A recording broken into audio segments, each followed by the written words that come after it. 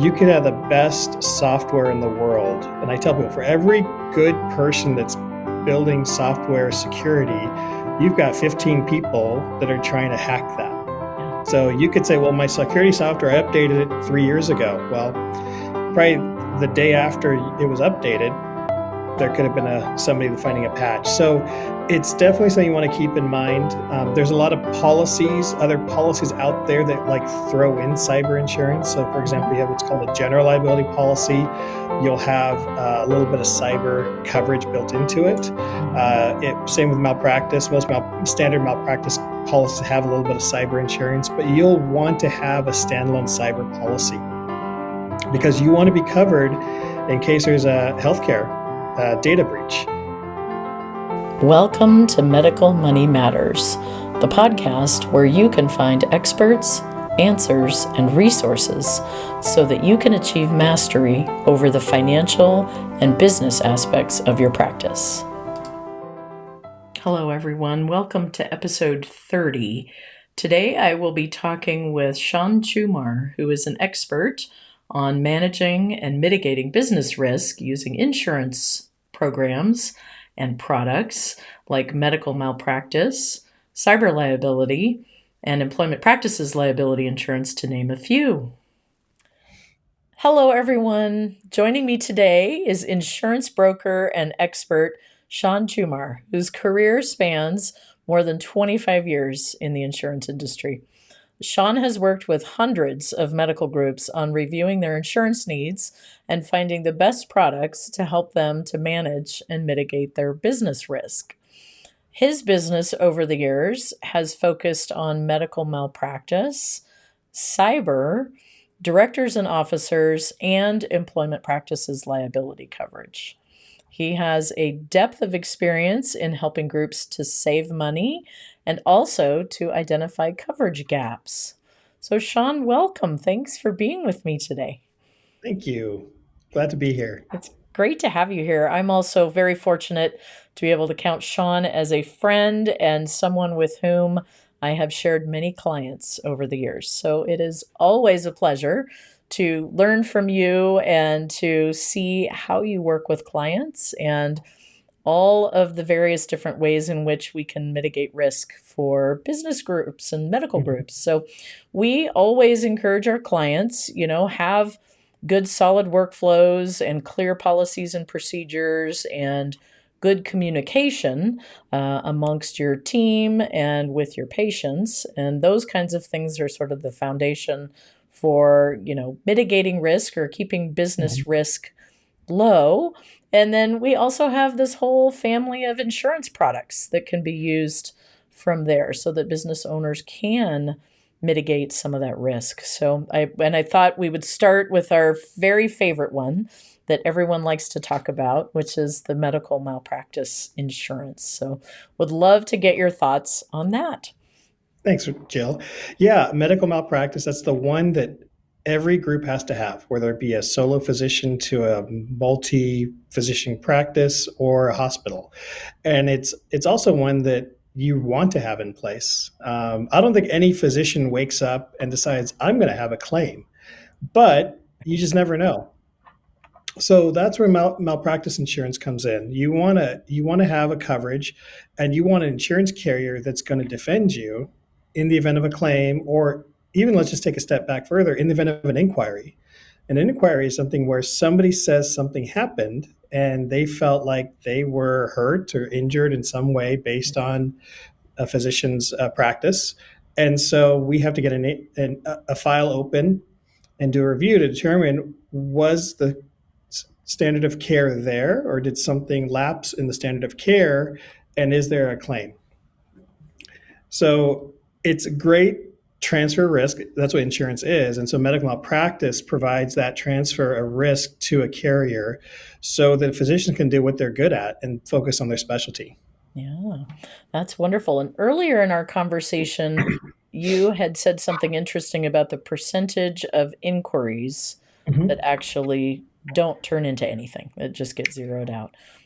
Yeah, I think it's been a while, but about 80 to 90% of inquiries get zeroed out. Okay. So what'll happen is there's an inquiry, and a claim file is opened, and then they determine that the physician didn't do anything that would cause a claim, and they zero it out. Got So it. that alone is where you want to have a good malpractice carrier that can go through these situations and make a determination. Mm-hmm. If it goes to trial and goes to a claim, most of those are either settled or the physician's exonerated, depending on the situation. Got it. So it's, even though we've seen over the last few years an increase in activity, we've also seen an increase in payout, but proportionally it's more activities because there's more physicians, there's more issues, especially the last 3 years with the post COVID world, Yeah. Yeah. and also getting caught up from during the COVID days of some of the claims that just got held over. Got it. Well, and that's got to be a huge relief to our listeners. It's just knowing that such a small percentage of the inquiries actually wind up becoming anything Yep. in the long run. So that's good to know. I know the physicians that I've worked with over the years who've had inquiries that and or full-blown malpractice suits. It's a very, very low number, and Mhm. to your point, it might be growing a bit just given that the population is growing, but Yeah.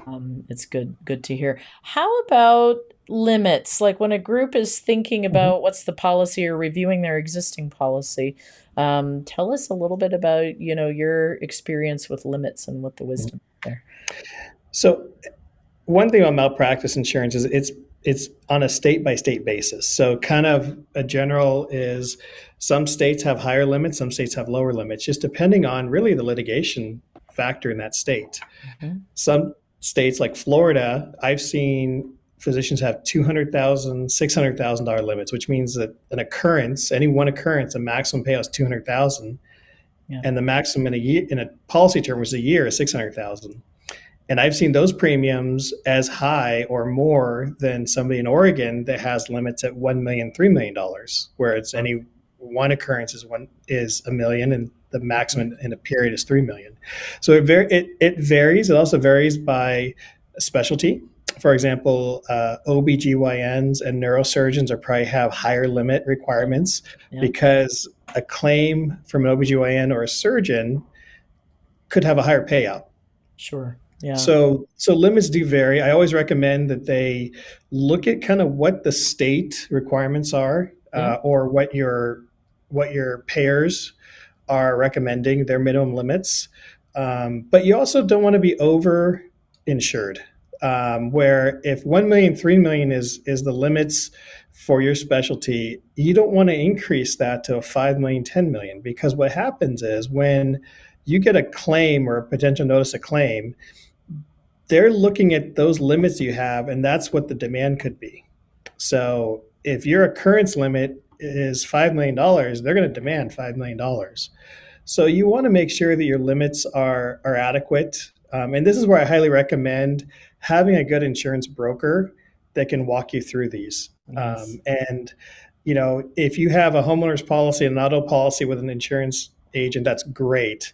But if they don't have experience in insuring medical groups, you Hmm. probably want to find one that specializes in insuring medical groups so that they know what the appropriate limits are for your specialty and your state, and be able to insure things that your typical personal lines insurance carrier may not be able to offer. That's great advice. And you make a great point about not being the deepest pockets Yeah. for the attorney for the plaintiff when they're looking around to see who do we want to go after.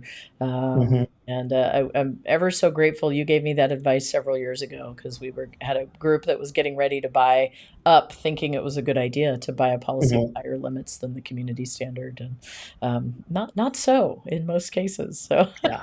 Yeah. I so Sometimes appreciate we buy more to insure more, but it's just a bigger target on your back. exactly. I know it's Yeah. tempting, but yeah, maybe not the best idea. Well, Yeah. and thinking along those lines, and I would assume we may have some listeners that might be contemplating leaving a larger group or a health Mm-hmm. system and moving into a solo practice or a smaller group practice. So, would Mm-hmm. love to hear your thoughts about that, and also kind of the implications of going from what's likely a self-insured plan from a larger group or health system to a smaller group. Yeah, sometimes there's sticker shock when a doctor finds out what their Yeah. malpractice premiums are. I talked to somebody just recently that is part of a larger group, and he's leaving that group, and his premium almost doubled Wow. and he's like, "Why is it double? Hmm. I haven't had any claims or anything." But a lot of times, the groups, if they have a big policy, they have a lot of discounts and things that are applied that an individual physician policy doesn't provide. So you have that. You Hmm. also have a lot of the hospital systems and larger groups that might do what's called self-insurance. So they will either own an insurance company or they will set aside amounts into an account to self-insure and do all the risk management themselves. So a lot of times when physicians are leaving and starting their own practice or joining other groups, it is sticker shock, but it's one thing that I always recommend is just look at what those options are, but don't let that scare you from going solo because as Jill, you would know, there's a lot of benefits being an independent practice Yes. instead of being an employed physician. Yeah, absolutely. Well, and we're all fans of the private practice, so Mm-hmm. that's good. Could you say a little bit? And this could very easily get into insurance 201 or 301 Yeah. discussion, but could you say a little bit about occurrence versus claims made coverage, and then also the implications for tail coverage in those situations? Yes. That is a loaded question, let me tell you. And so we need the short answer today. Yeah, Maybe we'll yeah, come back and just yeah, have an entire podcast yeah. just about that. Um, so there's two types of insurance policies. There's occurrence and there's claims made. Um, for example, you have a policy. Let's say you bought 10 years ago and you bought an occurrence policy for your malpractice. And let's say that today you were given a claim that occurred 10 years ago. Because you had an insurance policy during that time and it was an occurrence policy, you're able to report that to the carrier that you were insured with at that time. Hmm. A claims made policy, when you cancel that policy, you let that policy expire, there's no coverage to that. So let's say 10 years ago you had a claims made policy, and let's say that you retired, you close up your practice 2 years ago. If you don't buy what's called the tail coverage, then when you get notice of a claim, it was like you never had insurance before. So there's pluses and minuses of both policies. The tail comes into play, and it's also called, the official term is the extended reporting period. So if you're Okay. looking at your policy, which a lot of people, they It's see the front such page of the fun. policy. Oh It's yeah, such fun to read all the fine print of your insurance it's policy, great reading right? Yeah. material, especially if you're an If you can't insomniac. sleep. Yeah. But if you Oh, look at it, the official term is the extended reporting period. So for claims made policies, the extended reporting period is a period of time that you're able to report any claims that occurred from when you first got that claims made policy up until your last day of that policy. And a lot of standard carriers offer a lifetime tail, but you have to pay for it. So there is some expense to that, and that can be very expensive. It could be typically double your premium that you paid, and that's to allow wow. you to report Yeah. claims. Yeah. One things I always recommend is negotiate your terms. So if you can, when you're starting a new practice or joining a practice, always ask about the tail provisions Yeah. and also who's going to pay for the tail. Yes. Sometimes I've seen where some practices say, hey, if you stay with us for a certain period of time, then your tail will be covered by the practice. Yes. Or they say, hey, your tail is on your own, and no matter how long it's been. And you can always talk to the insurance broker and kind of get a rough estimate of what your tail might be. I would say if you're leaving 2 years from the practice, 3 years, and 5 years from the practice, you kind of want to know what those are and see how much that's going to cost you, Hmm. because it can be sticker shock. I had a doctor that called me and we got him added to the policy, and then they decided this is not the practice they want to be part of. So they left a year later and they found out their tail was double what their premium was. And Yeah. the responsibility was on the doctor, and they were mad at me. And I was like, don't shoot the messenger. Yes. These are all in Exactly. the provisions. And so I was, Yeah. like any contract negotiations you're doing, I would always look at those provisions and kind of future plan some of that. That is great advice for our listeners. We had an earlier episode that went over employment contracts for Mhm. physicians, and that's exactly the point in time at which those issues should be addressed. And to Sean's point, negotiated. You can always Yep. ask for the practice to cover the tail for you or to split the cost. I have seen physician employment contracts where it's dependent upon who is terminating the relationship. If the practice is letting the physician go, then the practice has responsibility for the tail. And if the physician is deciding to leave of his or her own volition, then the tail is on them. So those are important clauses to read for. And I love your statement. Don't shoot the messenger. Don't shoot your insurance Yeah. broker when he or Yeah. she comes back to tell you how much the tail is going to be. But And from a practice standpoint, that might be a great way to retain physicians for the long term. If you negotiate from if a group is like, hey, we're in an area that's short physicians, we can bring somebody in, and the longer they stay, the longer the tail is covered by the group. yeah. That might be a retention opportunity. A great retention strategy. I like that.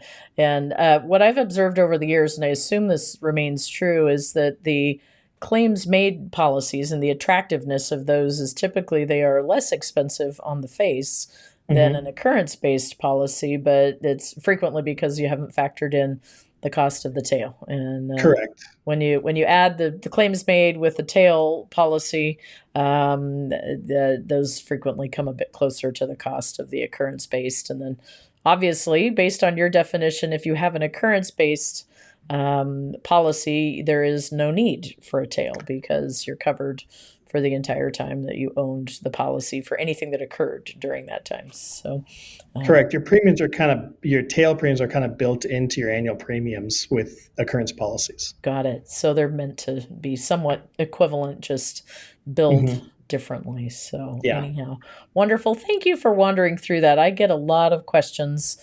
And as you might imagine, there's a fair bit of angst about Yep. the difference between the two and really understanding tail coverage. And I've also seen some groups negotiate tail coverage so that when a physician is coming in, it can be wrapped into their new policy. So there's not necessarily money out of pocket at the time of a practice transition. So those are good questions to ask your broker, too. There's a lot that's possible around the tails. So wonderful. Well, thank you for walking us through the medical malpractice part of the world. I'd love to shift gears and talk about a newer coverage that's on the market and sort of a newer risk that's out there as our world becomes more electronic and the electronic medical records have taken over now, that we have this need for cyber liability coverage. And would love to hear you reflect on that a bit. It is a policy that is becoming rapidly needed by practices. We go back 10 years ago, the newspaper days. I don't know how people get newspapers still, but if you looked in the newspaper, if we had paper today, you looked in the newspaper, you would see at least one data breach or some kind of cyber claim that's occurred. And that's everything from ransomware attacks. I've heard of some hospitals that have had their systems breached and all you see are blank screens and basically got to pay to get their systems, unlocked. You have personal information that's been released, whether it be a back door that somebody got into, and next thing you know, they have health records, they have employment records, all those things. And so it's really becoming more and more of an issue. The policies have been around about 20 years, but and the problem is it's still such a new policy. You're still dealing with how do we handle this? You could have the best software in the world. And I tell people, for every good person that's building software security, you've got 15 people that are trying to hack that. Yeah. So you could say, well, my security software, I updated it 3 years ago. Well, probably the day after it was updated, there could have been somebody finding a patch. So it's definitely something you want to keep in mind. There's a lot of other policies out there that like throw in cyber insurance. So for example, you have what's called a general liability policy. You'll have a little bit of cyber coverage built into it. Same with malpractice. Most standard malpractice policies have a little bit of cyber insurance, but you'll want to have a standalone cyber policy because you want to be covered in case there's a healthcare data breach. A few years ago, I heard it was like, I think $1 or $2 for the black market for credit card data, but for healthcare data, it was $10. And you look at healthcare data, that includes not only social security numbers, but for drugs and prescriptions that people have, things like that people can utilize, and also being able to utilize that to go in and get healthcare coverage under Exactly. somebody else's name. Yeah. So, Yeah. highly recommend having a standalone policy in place, and kind of going back to a good broker. You want a healthcare broker that understands this coverage specific to a medical group. Yes. Yeah. If you're a retail store, a cyber policy is going to be different than a medical group, which has not only employee records and credit card data, but they also have the patient health records. And all the social security numbers and birth dates and all those Yep. other identification points that the hackers can sell. And yeah, Yep. it doesn't surprise me that the medical records are worth 5x what the credit card records are. Yeah. There's just so much more they can get into trouble with. It's scary out there. Yeah, it sure is. And I think that, we love the ease and the convenience of doing everything electronically, and the hackers love it too, because they Yep. get right in there. And Exactly. yeah, yeah, it's fun to hear the stories. Sadly, we don't have a lot of time on the podcast. Maybe we could have a podcast all about Yeah. those Yeah. really bad insurance claim stories, where things I've get got a lot of them over the years, I can yeah. tell you. That may be worth just like, an outtakes podcast, just Yeah. on that. That would be Yeah. good. Oh, well, let us continue on. I so appreciate you running through all of this for all of our listeners. Let's talk a little bit about directors and officers coverage. Mhm. And do you see all medical groups buying that? I would assume most of them should, but do you see them all purchasing? They should buy it, but I don't see a lot of them purchase it. Okay. And I think that it's something that not a lot of people understand.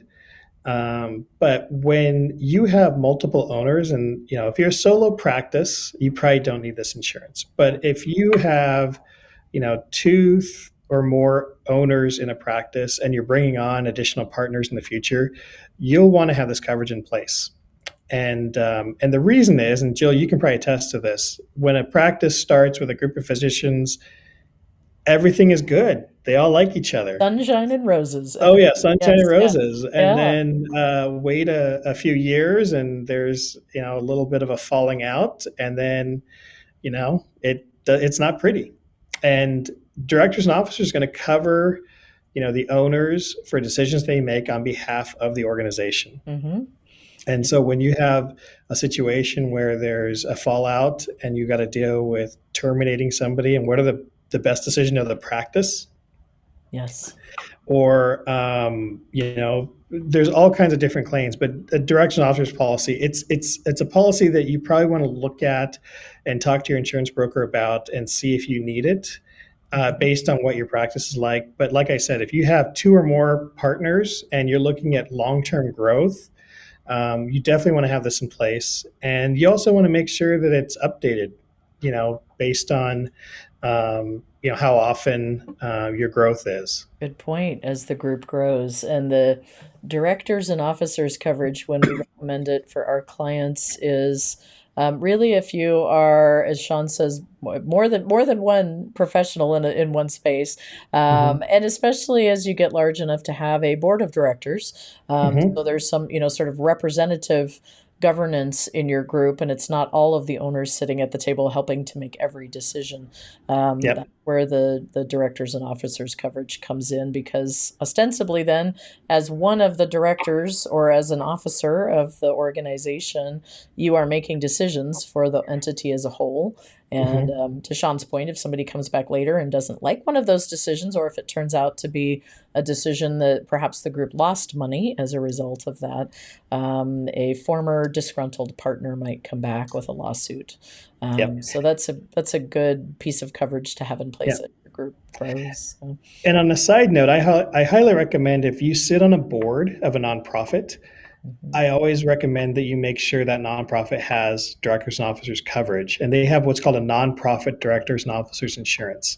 And as a board member of a nonprofit, you're doing this to help the nonprofit grow, develop, but you also have a target on your back. So an example would be, let's say that Jill and I have a nonprofit we sit on the board of, and somebody decides to give $1 million to that nonprofit, and they want a house in the name of their dog, and we get that money. That money is supposed to be earmarked for that. Well, let's say that money gets earmarked for something else, and that person's like, I want my money back. Well, they're going to sue the directors and officers of the nonprofit, and there's you want to make sure a policy is in place. If you don't, your personal assets are on the line. Good. So I always recommend, if you sit on a board, make sure they have a nonprofit directors and officers policy in place, and that way you're covered for any decisions you make on behalf of that nonprofit. That's fantastic advice. And I would say, corollary to that, I'm just thinking about how you would put a house in the name of a dog. I'm really I processing know. that one, but I imagine I there's some know. not for profits that have gotten a request There's like that. Yeah, Yeah. yeah, and a lot of it is just it goes back to the money. Like, how are you handling the Yes. money, and are you doing Yeah. it as how the person that donated it or how the Yep. organization is using it? And so there's some interesting claims out there I for bet. those Yeah. Well, and, situations. yeah, and there's some interesting restricted gifts too, right? Where people Yep, where they want their money sent. Yeah. yep, So exactly. those are good problems to have. And I would say a corollary to that would be for, and I imagine probably a lot of our listeners are volunteering in some leadership capacity out in the community. Hmm. That we often have conversations with our clients about personal umbrella policies. And Yes. Shawn, you did a great job of distinguishing that for me from corporate umbrella Hmm. insurance. Maybe you could say a little bit about that. Yeah, personal umbrellas are great to have, especially as you are growing your assets, because it's providing coverage for you personally. Now, one thing I want to make sure you understand is that personal umbrella does not go over any kind of malpractice or any of the directors and officers or things like that, but it's covering you personally. So let's say somebody comes on your property, they trip and fall, they get hurt, they know that you're a doctor, and so you have a target on your back. And so a personal umbrella is I always recommend people to have it in place. Sometimes personal umbrellas offer some coverage for sitting on nonprofit boards, but a lot of times that coverage is very minimal, and it's almost like an umbrella on top of another nonprofit. So let's say that you sit on a nonprofit, and there's a $5 million judgment against that nonprofit, and the D&O policy that they have is only $4 million. Well, they might try to go after you personally for that extra million, and that's where sometimes a personal umbrella will come into play. Hmm. This is where I highly recommend talking to your personal insurance agent about personal umbrellas and seeing what those look like and limits. The price of those are fairly minimal, so it's not. I mean, it's definitely worth considering, and especially, like I said, as you are growing, you have more assets, you have a bigger target on your back. Exactly. And it's nice to be able to feel like you have that peace of mind where you can go and do good Mhm. things in your community and volunteer, and that you also have a little bit of protection for Yep. you and your family, and the assets that you do have don't Yeah. come at risk because of some volunteer activity that you have. So thank you for walking through that one as well. And last up, I wanted to make sure we had a few minutes to talk about another coverage that's a bit newer, and that is the Employment Practices Liability coverage, which has Hmm. come up quite a lot in medical groups, again, due to the fact that doctors have a bit of a target on their back. Yep.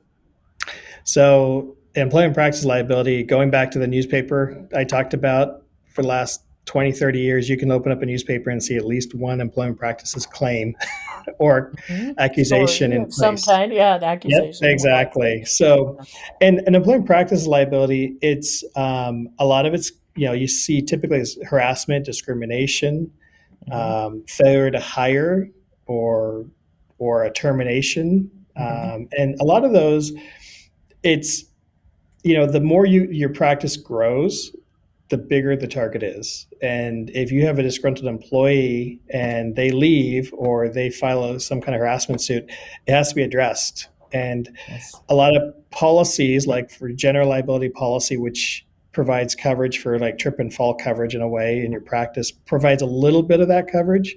But I highly recommend that you have your own standalone policy. For this one, I would say have at least $1 million in limits, And as you grow your practice staffing wise, you want to make sure that you have adequate coverage. Because the more staff you have, much as you want more control, the less control you have, and you don't know what's going on. And Yeah. so you want to make sure that that's being addressed. You also want to make sure you have everything documented in any of these policies, that you document things and do it appropriately. Yes. Because a lot of times your documentation, somebody told me it's either going to help you or it's going to hurt you, depending on how much documentation or how little Good. documentation you have Yeah. could affect you. So you want to make sure you have that. The nice thing about employment practices is, employment laws change, and so you want to make sure that there's policies in place, and some of the value added services some carriers provide, insurance carriers, is HR reviews. Checking Yeah. your HR policies. There's some that have a hotline, so you can call and say, hey, we have a situation where when you terminate somebody, they will walk through how to document everything, so that, yeah, you may get a claim in the future. However, you have everything documented. Yes. It'll either minimize or make the claim go away based on your documentation. Exactly. Also, BOLI, Bureau of Labor and Industry Complaints, those are what employment practices covers. So there are a lot of things where I highly recommend it. It's that and cyber are probably the two that they're. A lot of people think they're optional policies, but I really Yeah. recommend them be mandatory policies. Yeah, for everyone. Well, and you make a good point there too, and I think it could be said for all of the insurance companies that write these products is that they become, if you think of them, they now become a partner of the medical Yep, groups in assuring that there are no claims. That would be the perfect exactly. outcome for the Yeah, carrier, right? Is that there yeah. are no claims. So I've seen a big shift, and I would say it's welcome in the Mhm. industry over the last 10 or 15 years that all of the insurance carriers provide really great resources, like you're pointing to, Yep. about how to document things correctly, or, perhaps how to communicate with a patient after Hmm. a, quote unquote, adverse event. And Yep. all those kinds of things where we have a lot of wisdom in the industry now about how best to manage risk and how to communicate. And, also with your cyber coverage, what kind of security you should have, what kind of training you should Hmm. have. So those carriers can be really great resources. Yep.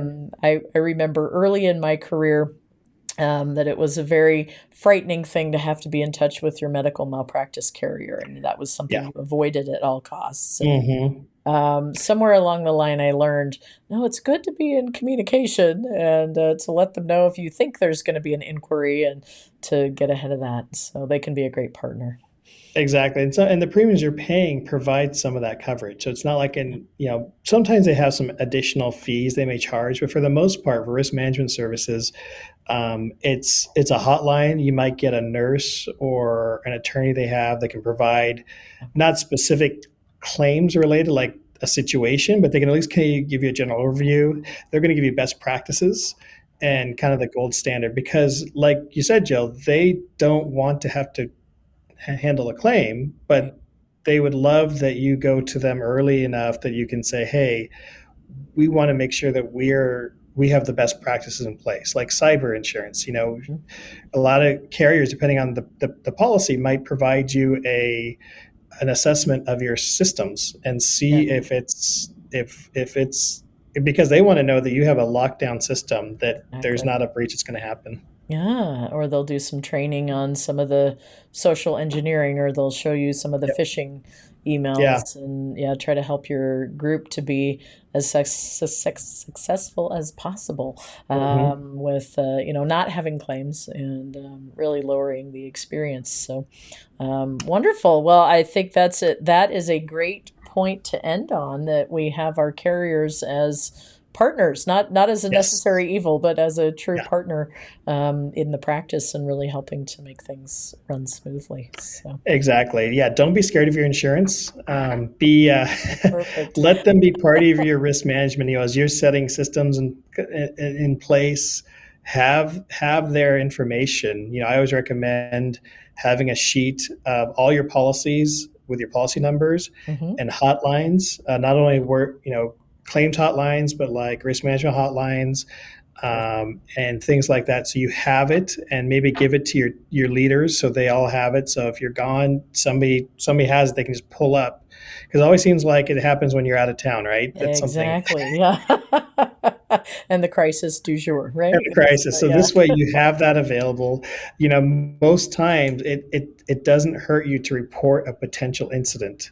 If you feel like, hey, there may be an adverse reaction here, let's at least get it set up, a claim file set up with our carrier, Hmm. and at least have it in there because it's still fresh in your mind. So you can provide, or your employee's mind, so you can provide all that fresh information instead of maybe 6 months to a year down the road when even though you have everything documented, you want to have it fresh in your mind. Then and if the employee left the firm, and so you can't Right. find them, you want to make sure that all your stuff is, as soon as practicable, get it reported to your carriers.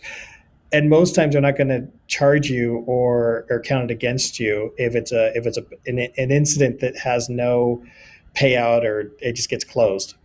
Hmm. That's great to know because, as I said, that can be kind of a scary thing to be Hmm. reporting things when in reality, that's really what they'd love for you to do. So, Yeah, and also have like I kept talking about having a good broker, a health medical malpractice broker, or somebody that understands medical groups or hospitals insurance, because a lot of times you might find you might be undercovered or overcovered. hmm. I had a situation a few years ago. I had a large group that had an employment practices policy in place, and the policy had an exclusion for any claims brought by a physician.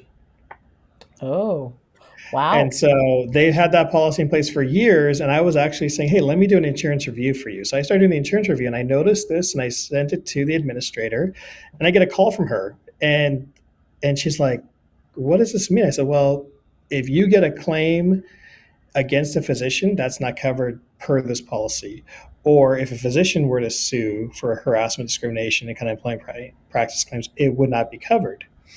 And so there's this long pause, and then I said, let me help you. So what I was able to do was I was able to go to the market, find the right policy for her, and get it taken care of. And the policy she had in place was just an off the shelf employment policy that wasn't, it worked for medical groups, but it actually had a lot of exclusions. That's why you want a broker that understands medical groups and the nuances of claims and situations that can get you the appropriate policy in place.